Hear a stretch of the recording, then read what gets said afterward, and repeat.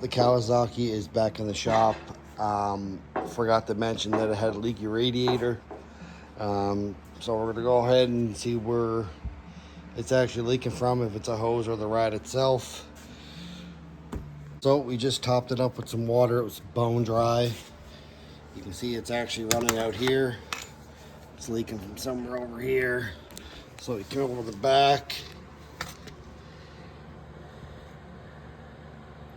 And you can see that it's leaking there.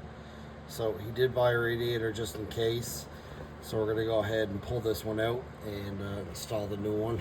Our first step, we're gonna have to pop this light bar off, get this up out of the way before we remove this.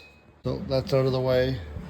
So we're gonna go ahead and take this push bar off. You got one bolt here, and same with the other side. Push bar is off it. You're also gonna take this bottom skid plate off to pull it out of place. Wish I had a mechanic friend that would fix all my stuff when it breaks. That'd be nice. Middle plastic piece gonna come off. There is 4 10mm bolts on each side. One here, one here, one here, and one here. That screen will come right off. Now we gotta disconnect the lines in the electrical to it. The electrical is disconnected. Top line, bottom line, and the other line in here. So the next step is to take the radiator bolts out. We have these two already out. There is one right here and one that is buried up in there, which I don't know how I am going to get at yet. You can actually see it up in there, maybe not. Yeah, it's up in there.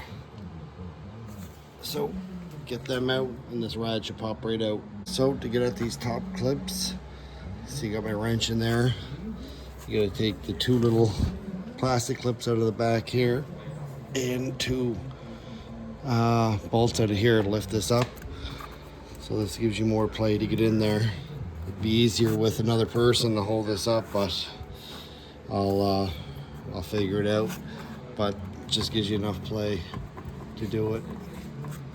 The fan is actually held in. Here's the new one and the old one. The old one is held in by rubber grommets and steel sleeves. So you pull them out and then you're able to push the fan up, unclip it, and then just slide it down on the new one. Put the grommets back in with the steel sleeves. And then you gotta transfer all the hardware on it over, and she should be ready to go back in the machine. So she gets a little pinhole in her right there. That's repairable. We got the new one mounted in.